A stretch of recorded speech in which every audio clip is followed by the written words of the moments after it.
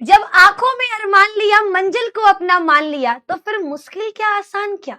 जब ठान लिया तो ठान लिया। तो मेरे दोस्त यही सही समय है, यही समय ठानने का, टॉपर बनने का। याद रखना, अगर कोई बच्चा ये सोच रहा है कि एग्जाम से 4 दिन पहले पढ़कर, एग्जाम से 1 दिन पहले पढ़कर हम टॉपर बन सकते हैं, नहीं। टॉपर बच्चा, याद रखना, शुरू से पढ़ता है। उसके लिए एक एक मिनट इंपॉर्टेंट होता है, उसके लिए एक एक सेकंड इंपॉर्टेंट होता है।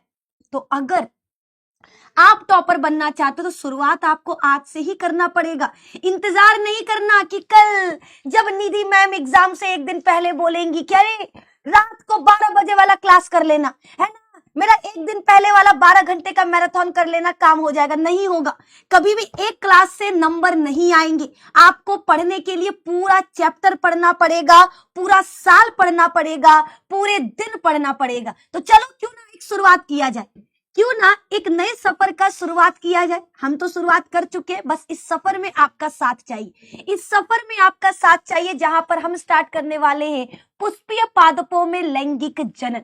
यानी ये हमारा एक नया चैप्टर है, नए तरीके से पढ़ाएंगे, एकदम बढ़िया बेहतरीन तरीके से, ठीक है।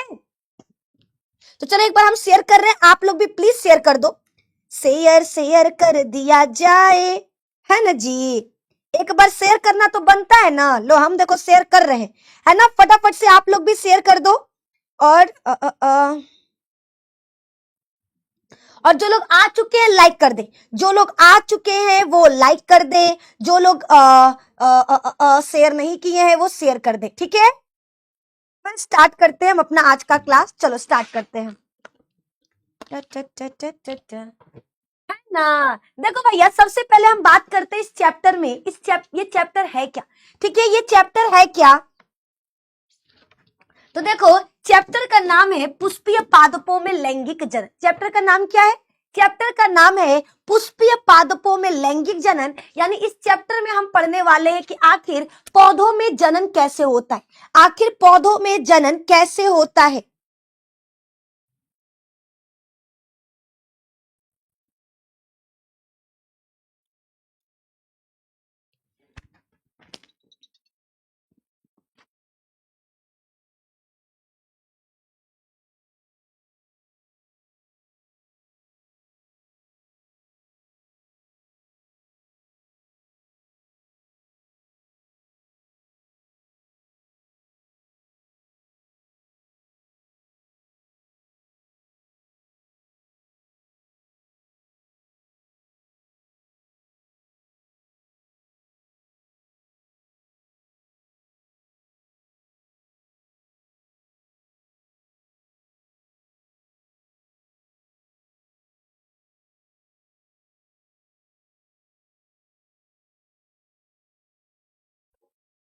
ला ला ला, जागल शेर के, क्या है, जागल शेर के न छेड़ल जाला, है ना, वो है भैया।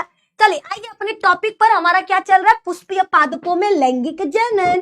मेरे दोस्त ये चैप्टर बहुत इंपॉर्टेंट है, काहे लिए, काहे कि इस चैप्टर में हमको पढ़ना है कि आखिर पादपों में लैंगिक जनन कैसे होता है ना। आखिर पादपों में लैंगिक जनन कैसे होता है, हमको यही तो पढ़ना है ना। पुष्पीय पादपों में लैंगिक जनन, पुष्पीय पादपों में लैंगिक जनन, ये हमारे चैप्टर का नाम है। इस चैप्टर में हम देखेंगे कि आखिर पौधे किस तरीके से जनन करेंगे। मेरे दोस्त पहली चीज याद रखना, जितने भी पौधे होते हैं उनमें 2 प्रकार का जनन होता है, एक होता है लैंगिक और एक होता है अलैंगिक, है ना। हमारे जितने भी पौधे होते हैं याद रखना, उनमें लैंगिक और अलैंगिक दोनों जनन होता है।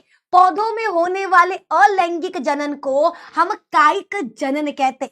पौधों में होने वाले अलैंगिक जनन को क्या कहा जाता है, याद रखना, कायिक जनन कहा जाता है। बोलो क्लियर है जी मैम। देखो जितने भी पौधे होते हैं ना, अरे जितने भी पौधे होते हैं याद रखना, उनमें क्या होगा, उनमें अलैंगिक जनन भी होता है और लैंगिक जनन भी होता है। अलैंगिक का मतलब होता है बच्चा जब क्या हो, बिना निषेचन के संतान बन जाए, बिना निषेचन, बिना युग्मक के निर्माण के अगर संतान बनता है तो हम उसे कहते हैं अलैंगिक, उसे कहते हैं अलैंगिक। पौधों में होने वाले अलैंगिक जनन को कायिक जनन कहा जाता है। पौधों में होने वाले अलैंगिक जनन को क्या कहा जाता है, कायिक जनन कहा जाता है। और पौधों में होने वाले लैंगिक जनन, ठीक है, लैंगिक जनन तो बच्चा लैंगिक जनन तो है ना। कायिक जनन बच्चा किससे होता है, कायिक भाग से। पौधों में लैंगिक जनन याद रखना और अलैंगिक जनन दोनों होगा। पौधों में होने वाले अलैंगिक जनन को कायिक जनन कहते हैं। कायिक जनन पौधों के कायिक भाग से होता है। कायिक भाग का मतलब जड़, तना और पत्ती। जड़, तना और पत्ती, ये आपको याद रखना है, ये आपको बच्चा याद रखना है। बताओ क्लियर है? बोलो बोलो, जितने भी लोग देख रहे हैं यहां तक समझ में आ रहा है कि नहीं? जी मैम क्लियर है, बहुत बढ़िया। अब देखो जितने भी पौधे हैं, अरे अरे है ना, हमने कहा कि पौधों में क्या होता है, लैंगिक जनन। कितने, कौन से पौधे में, जो पुष्प देने वाले हैं, ठीक है। जितने भी हमारे पुष्पीय पादप हैं जिनमें पुष्प पाया जाता है, जितने भी हमारे पुष्पीय पादप हैं जिन्हें आवृत बीजी कहा जाएगा, कि जितने भी हमारे पुष्पीय पादप हैं याद रखना उनमें लैंगिक जनन होता है। पुष्पीय पादपों में क्या होता है, लैंगिक जनन होता है। कहाँ होगा, पुष्प में होगा, ठीक है। कहाँ होगा, पुष्प में होगा। क्यों? क्योंकि पुष्प उनका लैंगिक जननांग कहलाता है, यानी वो भाग जहां पर लैंगिक जनन होगा, है ना। ये आपको याद रखना है, ठीक है। आप ये वीडियो क्यों देख रहे हो बच्चों, यूपी बोर्ड की तैयारी के लिए, ठीक है। क्लास 11th के हो, इस साल 12th में जाने वाले हो इसलिए देख रहे हो, या क्लास 10th के लिए, ठीक है। आप लोगों को बताना है, सभी लोग एक बार कमेंट में बताओ कि आप इस वीडियो को क्यों देख रहे हो, ठीक है। क्या आपका इस बार बोर्ड एग्जाम है या अगले साल बोर्ड एग्जाम है, जल्दी बताओ। हमें लग रहा है पोल गलत हो गया है ना।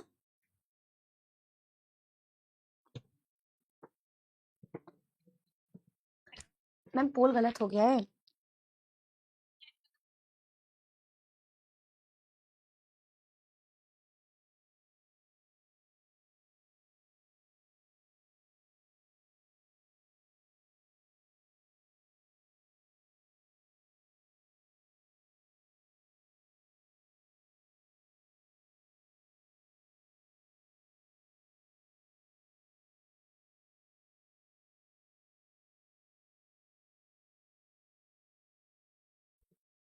चलो आ जाओ बच्चा फटाफट से, है ना। क्लासेस में बने रहिए, बेस शेयर कर दो एक बार। ऐसे कैसे तुम लोग कर सकते हो, हमारा दिल तोड़ दोगे जी।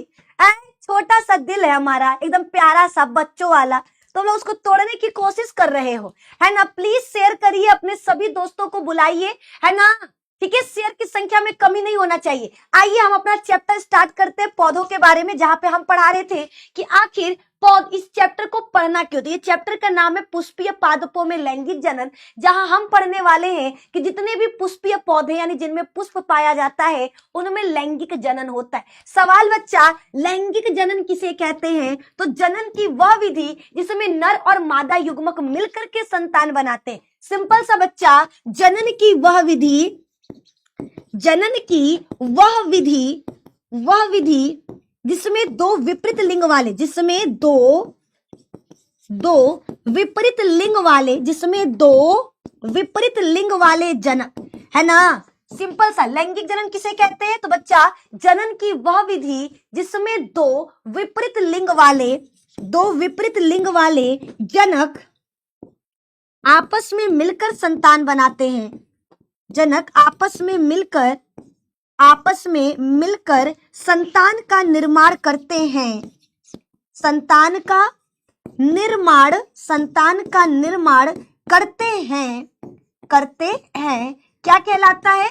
लैंगिक जनन कहलाता है, ठीक है। लैंगिक जनन में नर युग्मक भी बनेगा और मादा युग्मक भी बनेगा, ये आपको याद रखना है। अब देखो जितने भी हमारे पुष्प होते हैं, हमने कहा पुष्प में, ठीक है, जितने भी हमारे पुष्पीय पौधे यानी ऐसे पौधे जिनमें पुष्प पाया जाता है, पुष्प उनका लैंगिक जननांग कहलाता है।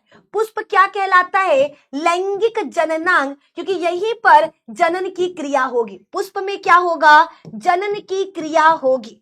पौधों में जनन की क्रिया कहाँ होती है? जनन की क्रिया होगी। कहाँ होगी? तो पुष्प में। कहाँ होगा? तो याद रखना पुष्प में होगा। बोलो क्लियर है ना? यहां तक बताओ बच्चा, सभी को क्लियर है कि नहीं? जल्दी बताइए।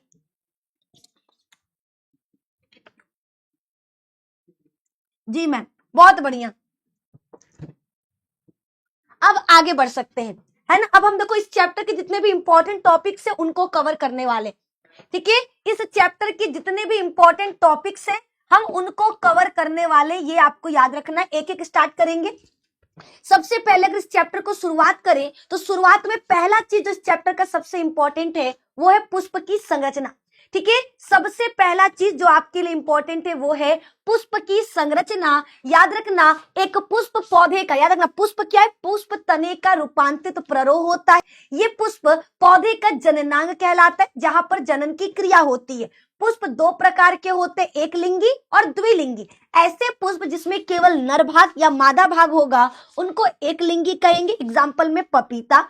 और ऐसे पुष्प जिसमें नर और मादा दोनों भाग पाए जाते हैं उनको द्विलिंगी या उभयलिंगी कहा जाता है। ठीक है, तो हमने अभी तक में क्या क्या बताया पुष्प के बारे में? सबसे पहली चीज याद रखना, पुष्प क्या होता है? अरे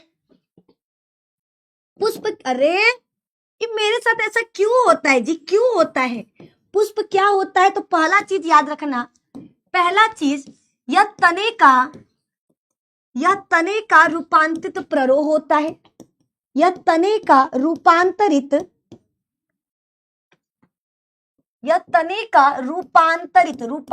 प्ररोह होता है ना? रूपांतरित प्ररोह होता है पहला चीज। ठीक है, यह तने का क्या है? रूपांतरित प्ररोह होता है। बोलो क्लियर है ना? दूसरा बच्चा, ठीक है, दूसरा चीज याद रखना, पुष्प हमारे क्या है? दो प्रकार के होते हैं। पुष्प पौधे का जननांग है। पुष्प पौधे का जननांग कहलाता है।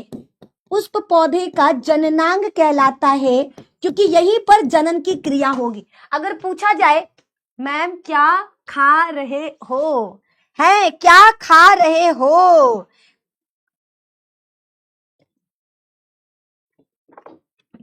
पहले खा ले फिर बताते हैं। हाँ, अब बताते हैं क्या खा रहे हैं। हम खा रहे हैं बच्चा फ्रूट्स, दिख रहा है ना? हम खा रहे हैं फ्रूट्स। इंग्लिश में बोले आई इट फ्रूट्स। सही बोले। हे भगवान, हमको इंग्लिश एक दिन आ जाए। अच्छा तुम लोग कभी सोचते हो ऐसा जादू होता, ऐसे डोरेमोन का गैजेट है ना, फटाफट हमको अंग्रेजी बोलने आ जाता, या ऐसे जादू होता फटाफट से 10,000 बच्चे लाइव हो जाते, ऐसे जादू होता फटाफट से मिलियन का चैनल हो जाता। शायद भगवान यही लिए हमको जादू नहीं दिए, क्योंकि उनको पता है कि ये शक्तियों का गलत दुरुपयोग करेगी, यही लिए हमको जादू नहीं दिया गया। चलो कौनो बात नहीं, ठीक है, उसको साइड करते हैं, अभी अपने अपने टॉपिक पर आते हैं। मैं बीच बीच में इसे भुलवाने के लिए लोग आते रहेंगे, आप लोग उनको ध्यान मत दीजिए, पढ़ाई पर ध्यान दीजिए, ठीक है। पुष्प क्या होता है मेरे दोस्त? यह तने का रूपांतरित प्ररोह होता है। दूसरा, पुष्प पौधे का जननांग कहलाता है। जनन की क्रिया कहाँ होगा? तो याद रखना पुष्प में होगा। पुष्प हमारे दो प्रकार के होते हैं, ठीक है। कुछ पुष्प याद रखना, पुष्प दो प्रकार के, कौन कौन सा? दो प्रकार में, एक होता है एक लिंगी, एक लिंगी का मतलब होता है बच्चा ऐसा पुष्प जिसमें या तो नर भाग होगा या तो मादा भाग, दोनों में से कोई एक होगा। एक लिंगी का मतलब या तो नर भाग या तो मादा भाग, या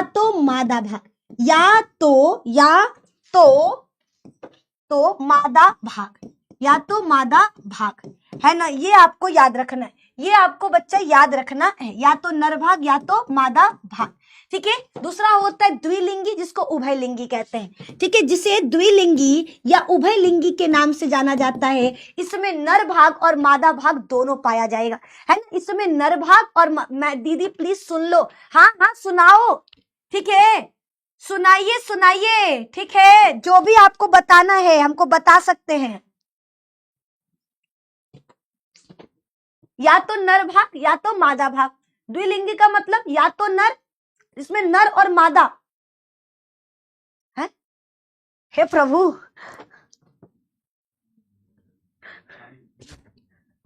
ठीक है, याद रखना, द्विलिंगी का मतलब जिसमें नर और मादा दोनों भाग पाए जाएंगे।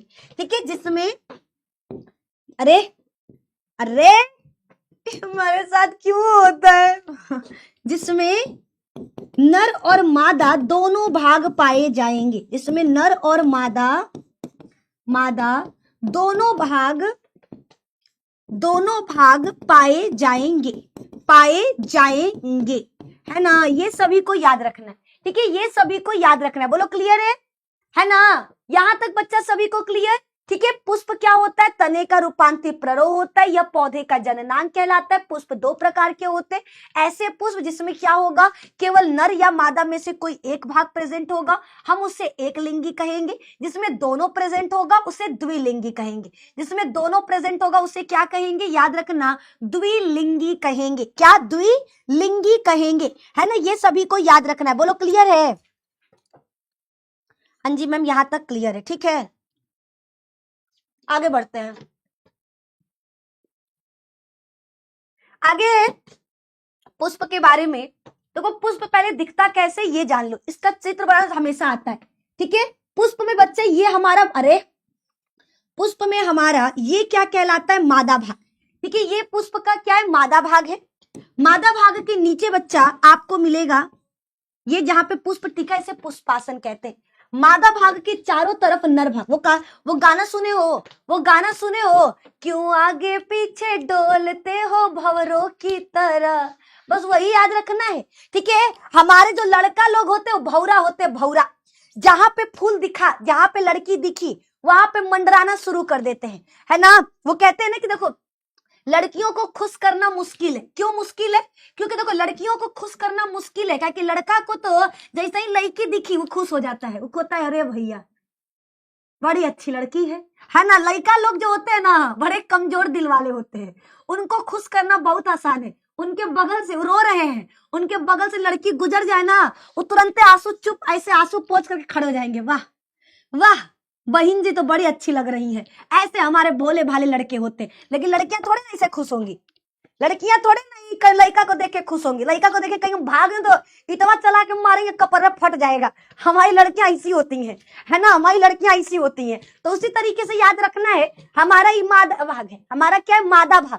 तो मादा भाग के अगल बगल में क्या मिलेगा, नर भाग।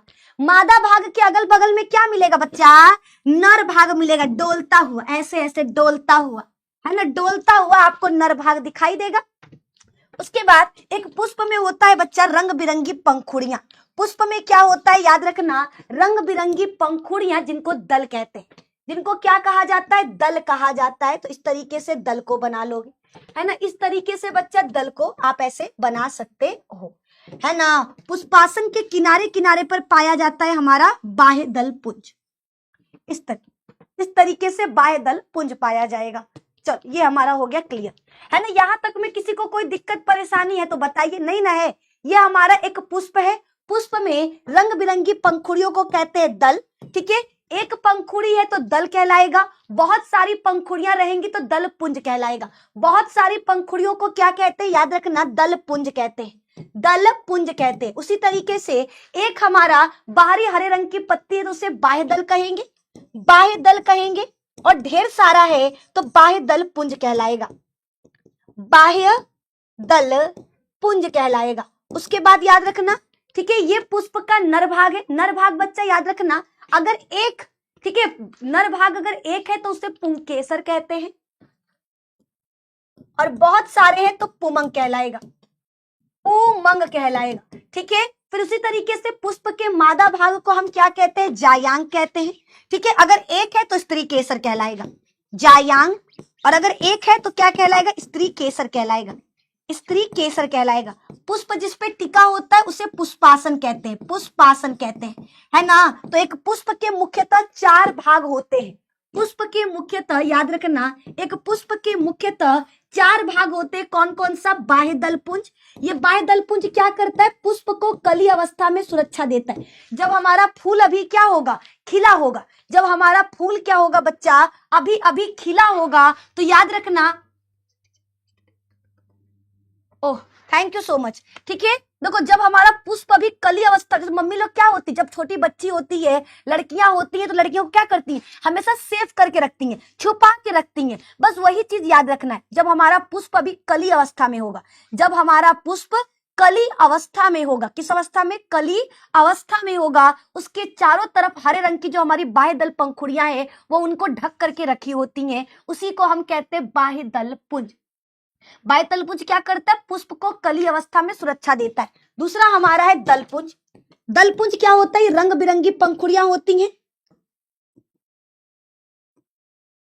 ठीक है, ये रंग बिरंगी पंखुड़ियां होती हैं, ये क्या करती हैं, ये परागण के लिए पुष्पों को अपनी तरफ आकर्षित करती हैं, ये परागण के लिए पुष्पों को अपनी तरफ आकर्षित करती हैं। तीसरा है पुमंग, पुमंग, और चौथा है जायांग, चौथा है जायांग, है ना, ये आपको याद रखना है। बाह्य दलपुंज और दलपुंज को हम सहायक अंग कहते हैं। ये पुष्प के वो अंग हैं जो केवल जनन की क्रिया में सहायता करेंगे, ये जनन की क्रिया करते नहीं है, ये केवल सहायता, जैसे शादी ब्याह में शादी होता है लड़का और लड़की के बीच में, है ना, शादी होता है लड़का और लड़की के बीच में, बाराती क्या करते हैं, बाराती नाचते हैं डम डम डम डम, है ना, ऐसे नाचने का काम करते हैं, चाट गुलगप्पा दबाने का काम करते हैं। उनका काम क्या है बच्चा, उनका काम क्या है, उनका काम है केवल सहायता करना, लड़का को बारात लेकर लड़की के घर तक पहुंचाना, बस, ऐसे ज्यादा कौनो काम नहीं। क्या वो दोनों बाराती ब्याह करते हैं आपस में, नहीं ना, बारात तो बस काम करता है बारात दुल्हा को पहुंचाने का, ब्याह तो लड़का लड़की के बीच में, दुल्हा दुल्हन के बीच में होता है, बस यही याद रखना है ना, यही याद रखना है। बाह्य दलपुंज और दलपुंज को सहायक अंग कहते हैं।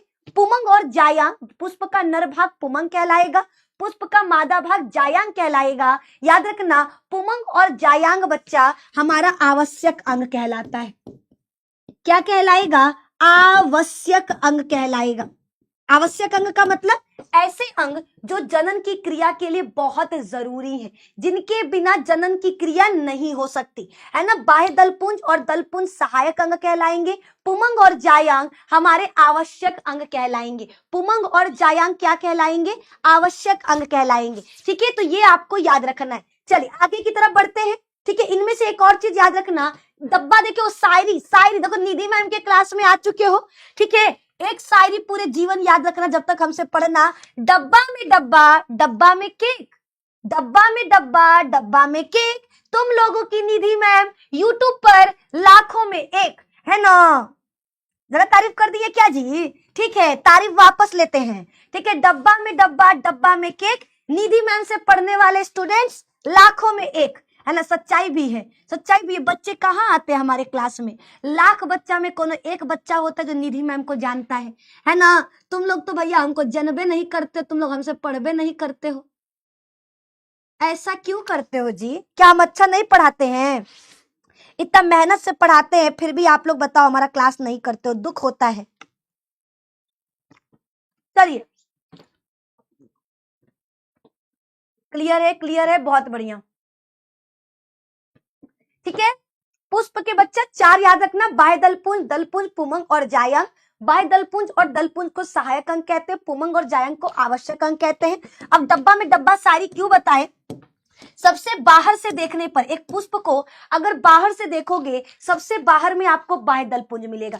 ये पुष्प का क्या कहलाता है, प्रथम चक्र, सबसे बाहरी चक्र। ठीक है, उसके बाद हमको देखने को मिलेगा दलपुंज, इसे कहते हैं द्वितीय चक्र। फिर मिलेगा आपको पुमंग, इसे कहते हैं तृतीय चक्र। और सबसे लास्ट में कौन होगा, जायांग, इसे कहते हैं चतुर्थ चक्र या अंतिम चक्र, अंतिम चक्र, है ना। तो पुष्प के बारे में इतना चीज आपको याद रखना है ना, जितना बताए क्लियर है ना। पुष्प के चार मुख्यतः भाग होते हैं, बाह्य दलपुंज, दलपुंज, पुंकेसर और स्त्री केसर। पुंकेसर को नर जननांग कहते हैं, जबकि स्त्री केसर को मादा जननांग कहते हैं। पुष्पासन वह आधार है जिस पर सभी पुष्प टिके होते हैं। पूर्ण पुष्प वह होते हैं जिसमें ये चारों चक्र उपस्थित हो, यानी बाह्य दलपुंज, दलपुंज, पुमंग, जायांग, जिसमें ये चारों चीज प्रेजेंट होगा, हम उसे क्या कहते हैं, पूर्ण पुष्प कहते हैं। पुष्प क्या होता है, यह तने का रूपांतरित प्ररोह होता है। पुष्प क्या होता है, यह तने का रूपांतरित प्ररोह होता है, ये आपको याद रखना है। अगला बच्चा नेक्स्ट पे आ जाओ, ठीक है, नेक्स्ट आपके सामने आ चुका लघु बीजाणु धानी किसे कहते हैं। ठीक है, लघु बीजाणु धानी किसे कहते हैं, याद रखना। परागकोश आमतौर पर कैसे होते हैं, द्विपालित। देखो समझो पहले, फिर आपको ये सब चीज समझ में आएगा। ये देखो पुष्प का नर भाग है, पुष्प का नर भाग कुछ इस प्रकार का दिखाई देता है, इसे कहते हैं पुमंग। जैसे क्लास में बहुत सारे बच्चे होते तो क्या कहते हैं, स्टूडेंट कहते हैं, लेकिन एक बच्चे को बुलाना हो तो क्या कहेंगे, है ना, अरे क्या बोलेंगे, कलुआ इधर आओ, ऐसे बोलते हैं ना। बिल्कुल पढ़ सकते हैं, निधि दीदी को कलुई है बहिनी तो अरे खाते तो ले ले है ना। बिहार बोर्ड का पहला चैप्टर क्या है, नालायक कहीं की, पहला चैप्टर का नाम है जीवों में जनन। यूपी बोर्ड में जीवों में जनन नहीं पढ़ना, क्या जीवों में जनन पढ़ा रहे हैं, तुम ही लोगों के लिए ना पढ़ा रहे हैं जी, है ऐसे करोगे। अच्छा सिला दिया तूने मेरे प्यार का, निधि दीदू की कलुई ने ही लूट लिया, निधि दीदू के क्या हम बोले, छोड़ो। गाना हमको आता नहीं, उल्टा सीधा गा देते हैं, फिर जिसका गाना गाते हो लोग हमको फोन करके कहते हैं कि बहन तुम हमारा गाना काहे बर्बाद कर दी हो, है ना। केस करने का धमकी देते हैं लोग हमको कि भैया तू हमारा गाना मत गाओ, तुम गाना बर्बाद कर देती हो। लेकिन हमको डर नहीं लगता किसी से, हम तो गाएंगे। चलिए यहाँ पर आइए, पुष्प के नर भाग को क्या कहते हैं बच्चा, याद रखना। पुष्प के नर भाग को पुमंग कहते हैं। ठीक है, पुष्प के नर भाग को पुमंग कहते हैं। पुमंग की इकाई को पुंकेसर कहते हैं। पुमंग की इकाई को क्या कहा जाता है, पुमंग की इकाई को पुंकेसर कहा जाता है। क्या, पुमंग की इकाई को पुंकेसर कहा जाता है। देखो अगर ढेर सारा नर भाग होगा, तो पुमंग कहलाएगा। अगर केवल एक नर भाग होगा तो इसे पुंकेसर कहेंगे। इस पुंकेसर के दो मुख्यतः भाग होते हैं, ऊपर का फूला हुआ भाग परागकोश कहलाता है और नीचे का जो डंठल होता है इसे वृंत कहते हैं। एक और चीज याद रखना, परागकोश और वृंत को जोड़ने वाले को योजी कहते हैं। परागकोश और वृंत को जोड़ने वाले को क्या कहा जाता है, योजी कहा जाता है। क्या कहते हैं, योजी कहते हैं। अब देखो ये जो ऊपर का फूला हुआ भाग है ना, इसको कहते हैं परागकोश। ऊपर का फूला हुआ भाग क्या कहलाता है, परागकोश कहलाता है। इसके अंदर क्या होता है हमको देखने का चुल है। ठीक है, हम लोग क्या होते हैं, बहुत चुल्ली है, हमको देखना है अंदरवा क्या है ना। हम ले आएंगे भैया फरसा, और फरसा से खत से काट देंगे। आप फरसा से मत काटिएगा, आप चाकू ओकू से अनुप्रस्थ काट, मतलब बीच से काट देना। जब बीच से काटेंगे ना तो ये कैसा चतुष्कोणीय द्विपालित संरचना की तरह दिखाई देगा। दो पाली में बटा होगा। कबड्डी खेले हो, कबड्डी में दो पाली होता है, कबड्डी में दो पाली होता है। सेम उसी तरीके से परागकोश को जब हमने काटा तो इसमें दो पाली देखने को मिला और दोनों पालियों के किनारों पर एक थैली था। दोनों पालियों के किनारे पर क्या था, एक थैली था जिसको लघु बीजाणु धानी कहते हैं। इन थैलियों को क्या कहा जाता है बच्चा, याद रखना, इन थैलियों को लघु बीजाणु धानी कहते हैं, है ना। लघु बीजाणु धानी कहते हैं और इस धानी के अंदर लघु बीजाणु भरे होते हैं। इस धानी के अंदर लघु बीजाणु भरे होते हैं। ठीक है, ये सभी को याद रखना। तो लघु बीजाणु धानी क्या है, ठीक है, लिखना। परागकोश आमतौर पर द्विपालित और चतुष्कोणीय होता है। इसके चारों किनारों पर छोटी छोटी थैलियां होती हैं जिनको लघु बीजाणु धानी कहते हैं। इस लघु बीजाणु धानी के चारों तरफ चार परत पाया जाता है। देखो ऐसे है ना, देखने पर कैसा कुछ इस प्रकार का दिखाई देगा, दो पाली में बटा हुआ और चारों कोनों पर छोटी छोटी थैलियां। इन थैलियों को लघु बीजाणु धानी कहते हैं और इन थैलियों के चारों तरफ चार परत पाया जाता है। क्या, चार परत पाया जाता है। ठीक है, चारों का नाम लिख रहे, चारों का नाम लिख रहे। अब देखो नामकरण, ठीक है, इसे कहते हैं टेपिटम परत। सबसे बाहरी परत को कहा जाता है बाह्य परत, बाह्य परत। उसके बाद वाली परत को कहते हैं अंतः परत, अंतः परत। तीसरे परत को कहते हैं मध्य परत, मध्य परत। और चौथा कहलाता है टेपिटम, चौथा कहलाता है टेपिटम। ठीक है, तो लघु बीजाणु धानी क्या है, तो लिखना, पुष्प के नर भाग को पुमंग कहते हैं, पुमंग की इकाई को पुंकेसर कहते हैं, पुंकेसर का ऊपर का फूला हुआ भाग परागकोश कहलाता है। परागकोश का अनुप्रस्थ काट करने पर ये द्विपालित संरचना होता है, 2 पालियों में बटा होता है और इसके किनारों पर 4 छोटी छोटी थैलियां होती हैं। यह द्विपालित चतुष्कोणीय संरचना होता है। इनके चारों तरफ, लघु बीजाणुधानी के चारों तरफ 4 परत पाया जाता है। दीदू ब्लॉक मत करना, बुरा लगा तो सॉरी। अरे नहीं जी, तुम हमारी कलुई हो जी, तुमको ब्लॉक करेंगे, पागल दिखते हैं? बिना आत्मा का शरीर होता है कहीं? नहीं ना, तुम लोग तो हमारी आत्मा हो, है ना। तुम लोगों के बिना हम बिना आत्मा के शरीर हो जाएंगे। बिहार के बच्चे हमको छोड़ करके चले गए, उनका एग्जाम हो गया, तुमको क्या पता, है ना, कितना रोए हम, है ना। और हम तुम लोगों को नहीं खो सकते, जितने भी हमारे यूपी बोर्ड के, बाकी बोर्ड के बच्चे हैं, हम आपको नहीं खो सकते, ठीक है। तो ब्लॉक करने की बातें मत करो, तुम लोग हमारे हो, तुम लोग हमको गाली भी दे दोगे ना, हम हंस करके आप लोगों के मुंह से गाली सुन लेंगे, ठीक है। बस हमको छोड़ने की बात मत करना, ठीक है। बाकी कुछ भी बोलो, हमें कोई दिक्कत नहीं, कोई परेशानी नहीं, ठीक है। अगर भाई बहन नहीं लड़ेंगे तो कौन लड़ेगा, है ना। कोई बाहरी गरिया है, उससे अच्छा कि हमारे भाई बहन हमको गरिया दे, कोनो दिक्कत नहीं है हमको, है ना। बस आप लोग हमारे साथ रहिए, ठीक है।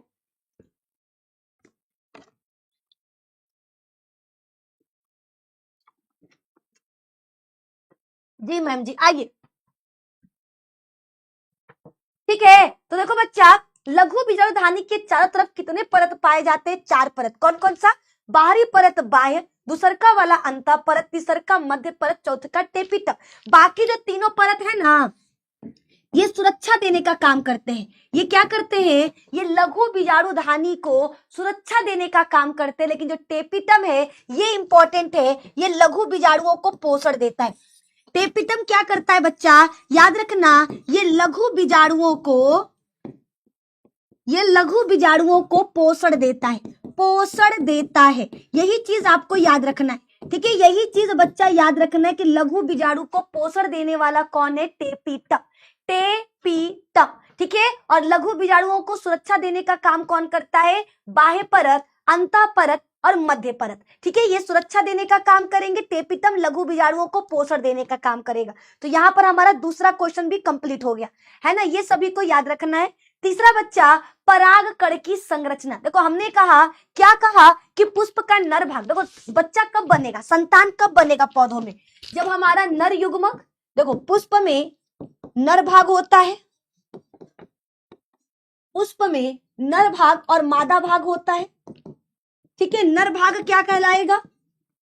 पुमंग कहलाएगा। पुमंग की इकाई को क्या कहते हैं? पुंकेसर कहते हैं, ठीक है। पुंकेसर का फूला हुआ भाग क्या कहलाता है? परागकोश कहलाता है। और परागकोश के अंदर क्या बनता है? परागकण बनता है। और इस परागकण के अंदर क्या होता है? नर युग्मक। परागकण के अंदर क्या होता है मेरे दोस्त? याद रखना, परागकण के अंदर नर युग्मक होता है, ठीक है। फिर वैसे ही आ जाओ मादा भाग। मादा भाग को जायांग कहते हैं। जायांग की इकाई को स्त्री केसर कहते हैं। स्त्री केसर का फूला हुआ भाग अंडाशय कहलाता है। अंडाशय के अंदर याद रखना बीजांड होता है और बीजांड में आपका भ्रूणकोश, ठीक है। अंडाशय के अंदर भ्रूणकोश होता है ना। और भ्रूणकोश के अंदर मादा युग्मक। भ्रूणकोश के अंदर क्या होता है? मादा युग्मक होता है, मादा युग्मक होता है ना। भ्रूणकोश के अंदर क्या होगा बच्चा? याद रखना, मादा युग्मक होगा। और यहीं पर जब नर और मादा युग्मक मिलेंगे तो आपका क्या बनता है? तो याद रखना, भ्रूण बनेगा, है ना, यानी एक नए पौधे का निर्माण होगा, ठीक है। तो यही चीज हमको पढ़ना है। तो मेरे दोस्त, हमने सबसे पहले आपको पुष्प के बारे में पढ़ाया, फिर पुमंग के बारे में पढ़ा दिया, फिर हमने पुंकेसर के बारे में पढ़ा दिया, फिर परागकोश के बारे में पढ़ा दिया। अब पढ़ने वाले परागकण के बारे में। परागकण को ही लघु बीजाणु के नाम से जाना जाता है, ठीक है। ये हमारा पुष्प का नर भाग था जिसको हमने पुंकेसर बोला।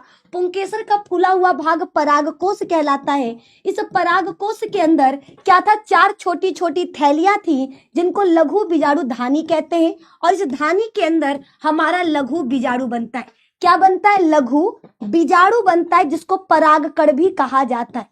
इस लघु बीजाणु को ही हम किस नाम से? परागकण के नाम से जानते हैं। अब ये दिखने में कैसा होता है ये देखते हैं। ठीक है, परागकण बच्चा कैसा होता है, तो देखो यह नर युग्मकोद्भिद का प्रतिनिधित्व करता है, यानी इसका काम क्या है, नर युग्मक को बनाना। ठीक है, नर युग्मकोद्भिद का मतलब होता है नर युग्मक को उद्भव करने वाला। नर युग्मक का उद्भव करने वाला क्या कहलाता है, नर युग्मकोद्भिद कहलाता है। बताओ क्लियर है?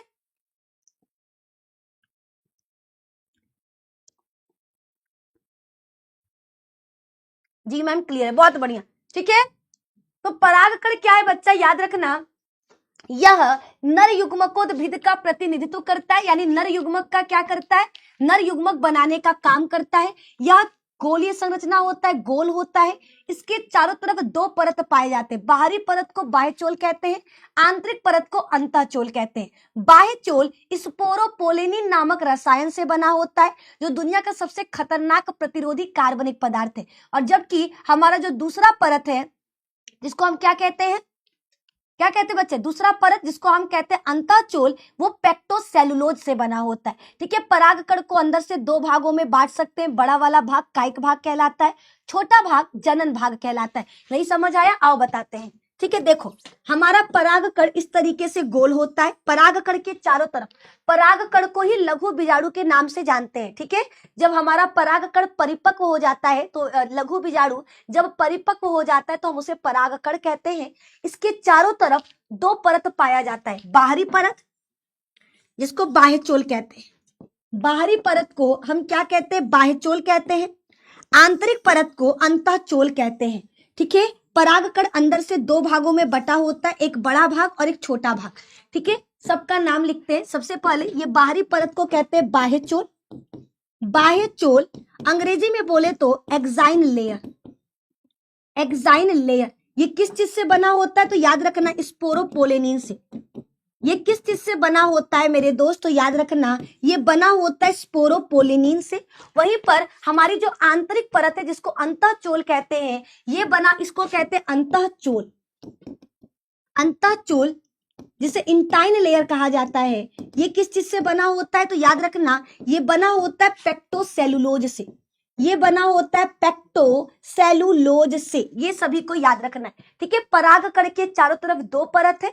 बाहरी परत को बाह्यचोल कहेंगे, आंतरिक परत को अंतःचोल कहेंगे। बाह्यचोल बना होता है स्पोरोपोलेनिन से, अंतःचोल बना होता है पेक्टोसेलुलोज से। परागकण को दो भागों में बांटा जा सकता है। जो बड़ा वाला भाग है उसे कहते हैं कायिक भाग, कायिक भाग, और जो छोटा वाला भाग होता है उसे कहते हैं जनन भाग, है ना। अब देखो यहाँ पर बीच में खाली जगह दिखाई दे रहा है, क्या लगा निधि में गलती से छोड़ दी है? नहीं, ये आपका जनन छिद्र कहलाता है। इसको क्या कहते हैं? जनन छिद्र कहते हैं। ये आपका जनन छिद्र कहलाता है। क्या कहलाता है? जनन छिद्र कहलाता है। बताओ क्लियर है कि नहीं? यहां तक सभी को क्लियर, हाँ या ना? बहुत बढ़िया, है ना, सबको यहां तक क्लियर है। ये परागकण का बच्चा संरचना है। किसका संरचना है? परागकण का संरचना है, ये आपको याद रखना है। आगे बढ़ते हैं। परागकण के बारे में इतना चीज याद रखना, परागकण के दो भाग है। सबसे बड़ा वाला भाग कायिक भाग कहलाता है। ये कायिक भाग क्या करेगा बच्चा? याद रखना, देखो दो भाग है, कायिक भाग और जनन भाग। जनन भाग क्या करता है? नर युग्मक का निर्माण करेगा, और कायिक भाग बनने वाले नर युग्मकों को पोषण देता है। जनन भाग क्या करेगा? नर युग्मक बनाएगा, और कायिक भाग क्या करेगा? बनने वाले नर युग्मकों को पोषण देगा। बनने वाले नर युग्मकों को पोषण देगा। जनन भाग नर युग्मक बनाएगा, कायिक भाग बनने वाले नर युग्मकों को पोषण देगा, है ना, नर युग्मकों को पोषण देगा। बोलो क्लियर? जी मैम जी क्लियर है। ठीक है, यहां तक सभी को क्लियर है। आगे बढ़ते हैं अगले सवाल की तरफ। ठीक है, नेक्स्ट बच्चा आपका टॉपिक आ चुका है गुरु बीजाणु धानी। ठीक है, गुरु बीजाणु धानी क्या है ये समझना है। देखो बच्चा, हमने कहा था, अरे है ना, हमने कहा था, क्या कहा था? पुष्प का मादा भाग। ठीक है, पुष्प का मादा भाग जायांग कहलाता है। जायांग की इकाई को स्त्री केसर कहते हैं। जायांग की इकाई को स्त्री केसर कहा जाता है, ये सभी को पता है। ठीक है, स्त्री केसर में ऊपर का जो छतरी नुमा भाग दिखाई दे रहा, इसे कहते हैं वर्तिकाग्र। इसे कहते हैं वर्तिकाग्र। ये जो नलिका दिखाई दे रहा इसे कहते हैं वर्तिका। और सबसे नीचे का भाग कहलाता है अंडाशय। अंडाशय है ना, ये पुष्प का मादा भाग है। ठीक है, मादा भाग को क्या कहते हैं? जायांग। और जायांग की इकाई को क्या कहते हैं? स्त्री केसर। जायांग की इकाई को क्या कहते हैं बच्चा? याद रखना, जायांग की इकाई स्त्री केसर कहलाता है। ठीक है, अब देखो जैसे हमने कहा था कि पुष्प का नर भाग क्या था? पुमंग। पुमंग की इकाई को पुंकेसर। पुंकेसर में जो ऊपर का फूला हुआ भाग था हम उसे क्या कह रहे थे? परागकोश। उसे क्या कह रहे थे बच्चा? परागकोश कह रहे थे। उस परागकोश के अंदर हमारा लघु बीजाणु धानी था जिसमें लघु बीजाणु बनते थे। सेम उसी तरीके से पुष्प के मादा भाग को जायांग कहते हैं, जायांग की इकाई को स्त्री केसर कहते हैं। स्त्री केसर का नीचे का फूला हुआ भाग अंडाशय कहलाता है और अंडाशय के अंदर पाया जाता है बीजांड। अंडाशय के अंदर पाया जाता है बीजांड, जिसको गुरु बीजाणु धानी भी कहा जाता है, जिसको गुरु बीजाणु धानी भी कहा जाता है। ठीक है, तो याद रखना बीजांड की संरचना बता देते हैं। ठीक है, बीजांड देखने में कुछ इस प्रकार का दिखाई देगा, है ना। ये हमारे बीजांड की संरचना है। किसका? बीजांड का संरचना है। ठीक है, अब देखो बीजांड में सबसे नीचे वाला भाग जो अंडाशय से जुड़ा होता है, देखो ये हमारा अंडाशय था, ये बीजांड का वो हिस्सा जो अंडाशय से जुड़ा होता है उसे बीजांड वृंत कहते हैं। ठीक है, उसे बीजांड वृंत कहते हैं, ये सभी को याद रखना है। ठीक है, बीजांड का वो हिस्सा जो अंडाशय से जुड़ा होता है उस हिस्से को बीजांड वृंत कहा जाता है, बीजांड वृंत कहते हैं। उसके बाद याद रखना, जहां पर बीजांड वृंत और बीजांड आपस में जुड़ते हैं उस हिस्से को निभाग कह रहे, नाभिका यानी हाइलम कहते हैं। बीजांड के चारों तरफ दो आवरण होता है। ठीक है, देखो दो लेयर दिखाई दे रहा है ना, बाहरी लेयर को कहते हैं बाह्य अध्यावरण, बाह्य अध्यावरण। अंदर वाले को कहते हैं अंतः अध्यावरण, अंतः अध्यावरण, है ना। उसके बाद याद रखना बीजांड में दो द्वार है, एक आधा खुला हुआ इसे कहते हैं निभाग, एक पूरा खुला हुआ इसे कहते हैं बीजांड द्वार, इसे कहते हैं बीजांड द्वार, है ना। अब इसके बाद एक और चीज याद रखना, बीजांड के अंदर क्या मिलेगा? बीजांड के अंदर थैलीनुमा संरचना होता है। बीजांड में थैलीनुमा संरचना होता है, उसे कहते हैं भ्रूणकोश।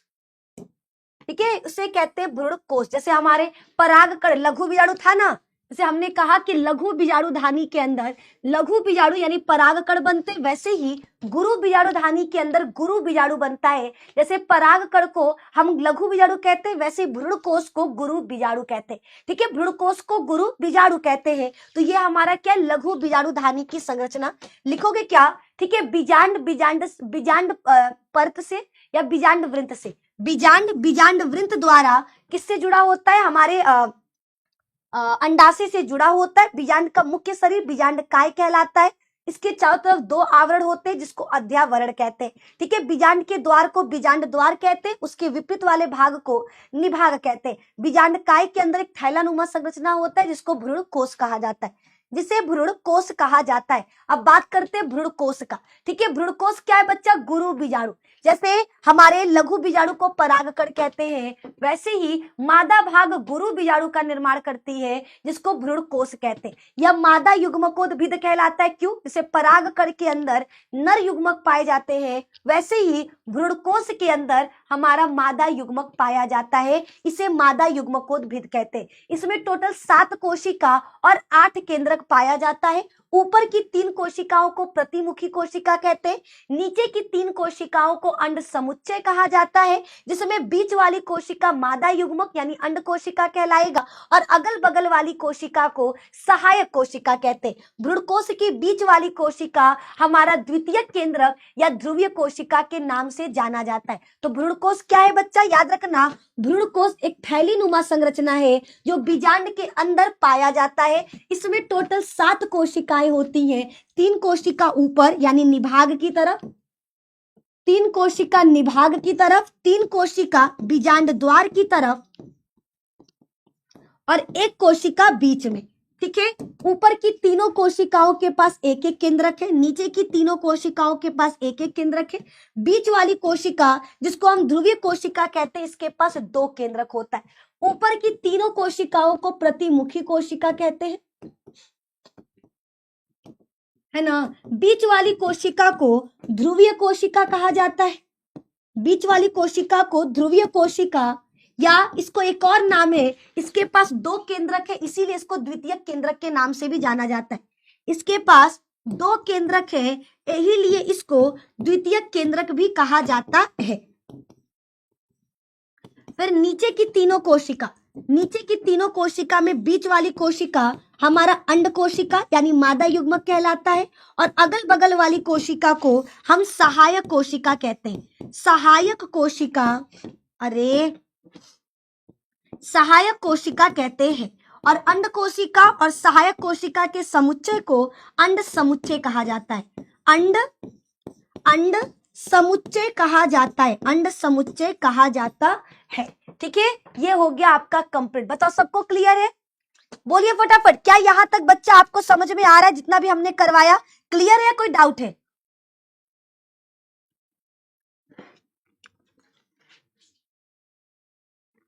दीदी महा मैराथन 12 घंटे का यूपी बोर्ड के नहीं चलेगा? बिल्कुल चलेगा, बिल्कुल चलेगा, है ना। यूपी बोर्ड वाले बच्चों के लिए मैराथन हम लगातार 3 लेने वाले हैं। ठीक है, तो बस आप लोग 7 बनाए रखो। पहले अपनी संख्या को, है ना, पहले अपनी संख्या को बढ़ाइए, फिर बच्चा हम आपके लिए लेकर आएंगे मैराथन। ठीक है, मैराथन लेकर आएंगे। रुको, पहले एक नालायक को ब्लॉक कर दे, है ना। कौन है ये, जरा इसको ब्लॉक किया जाए पहले। आजा बेटा, मैम आप हमारी दीदू हो, थैंक यू सो मच, है ना। संगम राजभर जी हैं, है ना। बेटा अगर हमको पढ़ाने नहीं आता है, तुम हमसे अच्छा पढ़ा सकते हो, तो नालायक कहीं के, भगवान तुम्हारे पास फोन दिए, थोबड़ा दिए, मुंह दिए हैं, यूट्यूब पे काहे नहीं आते हो, है ना। दूर से देखने पे चांद में सबको दाग नजर आता है, कभी चांद के पास पहुंच के तो दिखाओ, है ना। दूर से हम किसी में कमियां निकाल लेते, उसके पास पहुंच के तो दिखाइए, है ना। यहाँ तक पहुंचने के लिए बहुत मेहनत किए हैं, बहुत चप्पल घिसे तब यहाँ तक पहुंचे हैं, है ना। अगर आपके अंदर इतना दम है, इतना कुवत है, तो आप काहे नहीं आ जाते पढ़ाने के लिए? चैनल बना लो भैया, तुम्हारे पास फोन है, इंटरनेट है, बस कमेंट करने के लिए, दूसरों में कमियां निकालने के लिए। अगर दम है, हिम्मत है, तो आइए यूट्यूब पर पढ़ाइए। क्या रोके तुमको? कौन तुम्हारा हाथ पकड़ के रोका है? नहीं ना। जौने दिन बच्चा कैमरा के सामने ना 2 शब्द बोलना पड़ेगा ना, फेफड़ा बाहर आ जाएगा, दिलवा छटपटाने लगेगा तुम्हारा, है ना। वो दिन हम पूछेंगे, का बेटा हमसे तो बढ़िया पढ़ाने वाले थे, कैमरा देखते ही फुस हो गए, नालायक कहीं के। तुम्हारे जैसे को ना बेटा नचा नचा के यहाँ तक पहुंचे हैं, है ना। क्या लगता है तुम लोगों की बातों से हमको कुछ फर्क पड़ता है? गधा कहीं के, हमसे अच्छा पढ़ा लेंगे कह रहे हैं, तो भैया पढ़ाइए, कौन रोक रहा है? हम तो चाहते कि हर बच्चा पढ़ाए, हम चाहते कि हर घर का हर लड़का लड़की आगे निकले, अपने माँ बाप की जिम्मेदारी उठाए। हम उठाएं, आप भी उठाइए, है ना। हम फ्री में पढ़ा रहे, तुम भी फ्री में पढ़ाओ, पढ़ा के दिखाओ, हम जान जाएंगे। ठीक है, जब बिजली का बिल खुद के पैसे से देना पड़ेगा, है ना, जब रूम का किराया खुद के पास से देना होगा, जब फ्री में पढ़ाने के बाद भी 1000 गालियां सुनना पड़ेगा, वो दिन बेटा समझ में आएगा कि निधि मैम कौन सी जगह पे थी, है ना। वो दिन आपको समझ में आएगा कि भैया बहुत मुश्किल है ना, बहुत मुश्किल है निधि मैम की जगह पे खड़ा होना, उस दिन समझ आएगा। चलिए, ऐसे नालायकों को साइड करते, ब्लॉक का बटन दबा दिए हैं, आप लोग आगे की तरफ बढ़िए। ठीक है, भ्रूण कोश समझ में आ गया ना। बीजांड के अंदर एक थैलेनुमा संरचना होता है, जिसको हम भ्रूण कोश या गुरु बीजाणु कहते हैं। इसमें 3 कोशिका ऊपर की तरफ होता है, जिसको प्रतिमुखी कोशिका कहते हैं। 3 कोशिका बीजांड द्वार की तरफ होता है, जिसको सम्मिलित रूप से अंड समुच्चय कहते हैं। इसमें बीच की कोशिका को अंड कोशिका और अगल बगल की कोशिका को सहायक कोशिका कहते हैं। और भ्रूण कोश में जो हमारे सेंटर में, ठीक है, मध्य में उपस्थित कोशिका होता है, उसे ध्रुवीय कोशिका या द्वितीयक केंद्रक कहा जाता है ना। उसे ध्रुवीय कोशिका या द्वितीयक केंद्रक कहा जाता है, ये आपको याद रखना है। चलिए बढ़ते अगले सवाल की तरफ। नेक्स्ट क्वेश्चन है, परागण क्या है? अगला इस चैप्टर का नेक्स्ट इंपॉर्टेंट टॉपिक है, परागण किसे कहते हैं? परागण का मतलब होता है पराग कणों का पराग कोश से वर्तिकाग्र पर जाना। बारात होता है ना, बारात का काम क्या है? दुल्हा के घर से दुल्हन के घर पहुंचना। सेम उसी तरीके से याद रखना, ये पुष्प का नर भाग है, ये पुष्प का मादा भाग है। ठीक है, ये नर भाग और ये मादा भाग। ठीक है, नर भाग के अंदर परागकण बनता है। ठीक है, तो पुष्प के पराग कोश से पराग कण का निकलकर कहां पर, वर्तिकाग्र पर जाना। ठीक है, पुष्प के नर भाग से पराग कण का निकलकर वर्तिकाग्र पर जाना, इसी को कहते हैं परागण। परागण का मतलब क्या होता है बच्चा, पराग कणों का पराग कोश से वर्तिकाग्र पर जाना। पराग कणों का पराग कोश से वर्तिकाग्र पर जाना, इसी को कहते हैं परागण। क्या कहते हैं, परागण, परागण कहते हैं, परागण कहते हैं। एक चीज और याद रखिएगा, है ना, एक और चीज बच्चा याद रखना, ये हमारा नर भाग है, ये मादा भाग है। नर भाग के अंदर हमारा परागकण बनेगा, यहाँ से परागकण कहाँ जाता है, वर्तिकाग्र पर। इस क्रिया को परागण कहते हैं। परागण दो प्रकार का होता है। ठीक है, परागण बच्चा याद रखना, परागण मुख्यतः दो प्रकार का होता है। पहला होता है स्वपरागण, पहला होता है स्वपरागण और दूसरा होता है परपरागण, है ना। परागण हमारा कितने प्रकार का, दो प्रकार का होता है, स्वपरागण और परपरागण। ठीक है, स्वपरागण का मतलब है जब परागकण बिना किसी माध्यम के, बिना किसी के मदद के पराग कोश से वर्तिकाग्र पर चले जाए।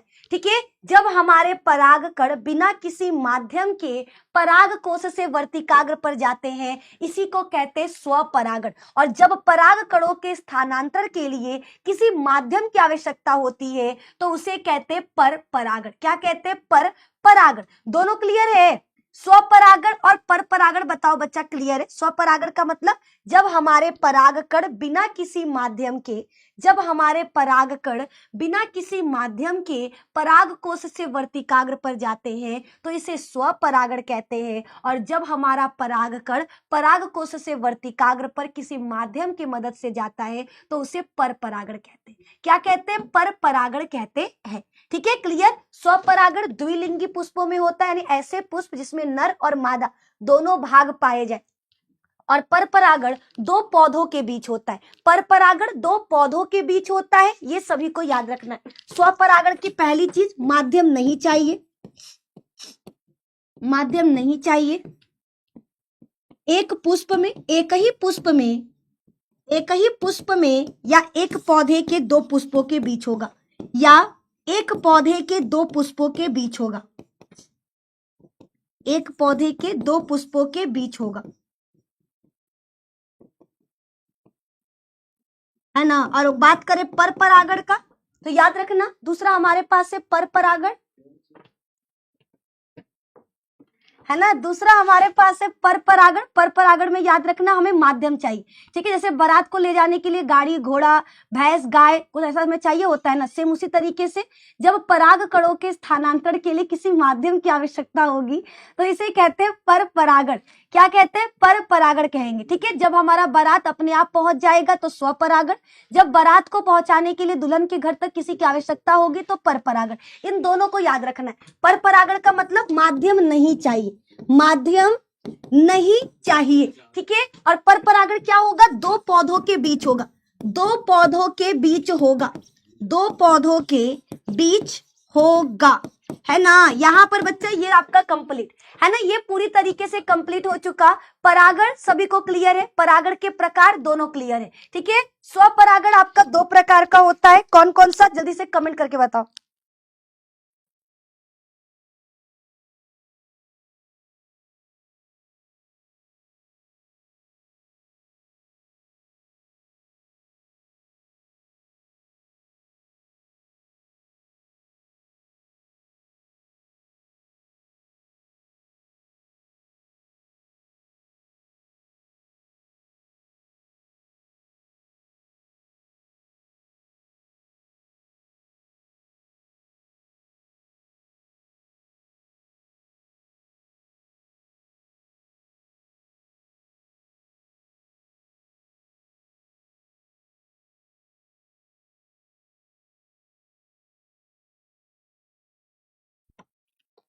ठीक है, यहाँ तक क्लियर है। दीदू आप अकेले हंस ली, हमने हमें भी बताइए। हाँ हाँ बता रहे हैं जी, बता रहे हैं। कह रहे हैं कि बच्चे है ये नहीं, है ना। करे बताओ, सब लोग करे बच्चे है ये नहीं, वो तो कहाँ से नहीं आए जी, आप ही लोग बताइए। अब तुम लोगों को पसंद नहीं आ रहा हमारा क्लास, तो हम क्या करें। हम तो पूरा मेहनत करते हैं, पूरा मेहनत से पढ़ा रहे हैं, फिर भी लोग कह रहे कि देखिए 1000 बच्चे भी नहीं चल रहे, है ना। फ्री में पढ़ाएंगे, फ्री में पढ़ाएंगे। आप हल्ला मचा रही हैं और बच्चे अइबे नहीं कर रहे हैं। तुम लोग ऐसा क्यों करते हो मेरे साथ? लोग हमारा मजाक बनाते हैं, तुमको समझ में आता है? आप अपनी ही बहन का मजाक बनवाते हो दूसरों के सामने। अच्छी बात है ये? अच्छी बात नहीं ना है जी। ठीक है, चलिए अभी आगे की तरफ आ जाइए। परागकण के कारक यानी परागकण को पहुंचाने वाले कौन है? ठीक है, हमने कहा परागण का मतलब होता है परागकणों का पराग कोश से वर्तिकाग्र पर जाना, इसे परागण कहते हैं।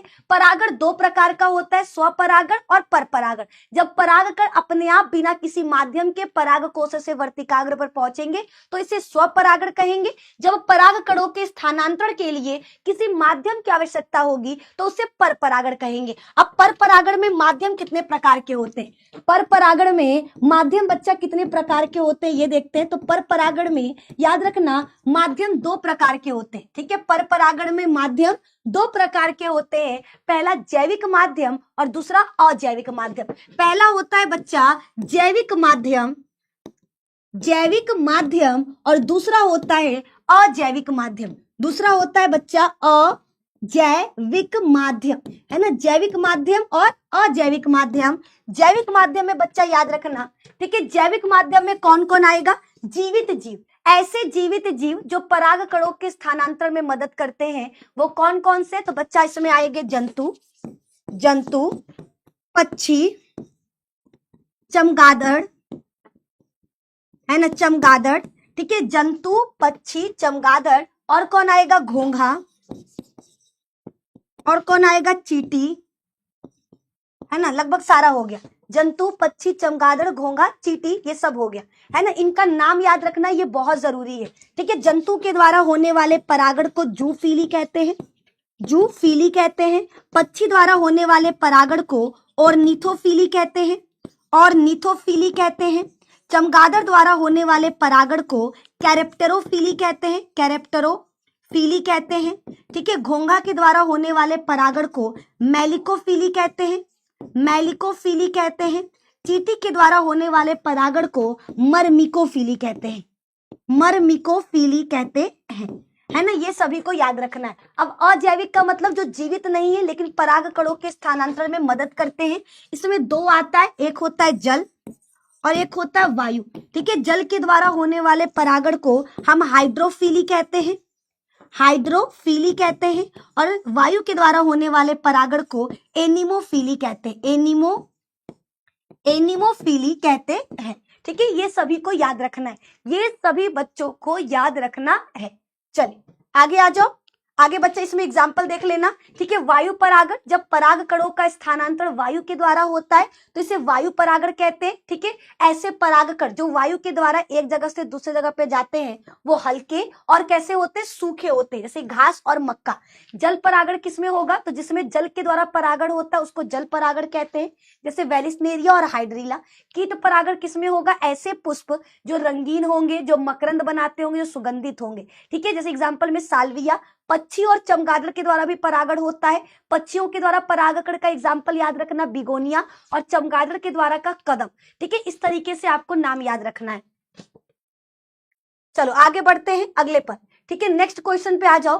पराग स्त्रीकेशन संकर्षण क्या है? तो देखो, जब हमारा क्या है, जब हमारा परागकण वर्तिकाग्र पर आता है। ठीक है, जब मान लो दूगो हमारा देखो भाई, फॉर एग्जाम्पल देखो, ये हमारा क्या है? पराग पुंकेसर है, पुंकेसर से परागकण निकला। अब ये निकल करके इसके पास क्या? दो है। ठीक है, ये गुलाब का फूल है, ये हमारा गुलाब के फूल है ना। गुलाब के फूल से परागकण निकला और हमारे पास दो मादा भाग था, एक गुलाब का और एक गेंदा का, एक गेंदा का। ये सभी को याद रखना है, एक गुलाब का और एक गेंदा का। ठीक है, तो देखो ये हमारा क्या है? ये हमारा गुलाब का फूल है, इससे परागकण निकला और निकल करके क्या हुआ? यहाँ पर कहाँ पे? गेंदा वाले पे गिर गया। अब गेंदा वाला क्या करेगा? पहचानेगा कि जो परागकण गिरा है क्या वो मेरे ही जाति का है, कोई दूसरे जाति का आ गया। बताओ, गेंदा के फूल पर गुलाब का क्या होगा? आपके बियाह में कलुआ की जगह मलुआ आ गया तो बताओ जी तुम क्या कहोगे? अरे हमारा विश्व सुंदर पुरुष कलुआ कहाँ चला गया?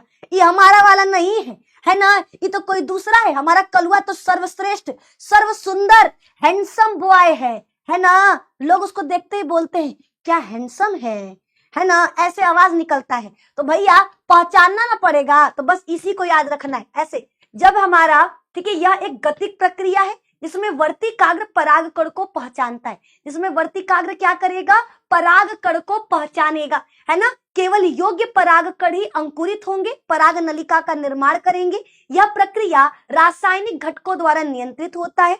पराग नलिका बीजांड द्वार के माध्यम से भ्रूणकोश में प्रवेश करता है, जहां पर निषेचन की क्रिया होगी। ठीक है, सिंपल सा पराग स्त्री केसर संकर्षण का मतलब है कि जब हमारा परागण की क्रिया के दौरान परागकण वर्तिकाग्र पर पहुंचता है तो वर्तिकाग्र पहचानेगा, योग्य परागकण को पहचानेगा और केवल योग्य परागकण ही अंकुरित होकर पराग नलिका का निर्माण करते हैं। ठीक है, यह प्रक्रिया रासायनिक घटकों द्वारा कंट्रोल किया जाता है, यह प्रक्रिया रासायनिक घटकों द्वारा नियंत्रित होता है, ये सभी को याद रखना है। ठीक है, पराग नलिका बीजांड द्वार के माध्यम से भ्रूणकोश में प्रवेश करता है।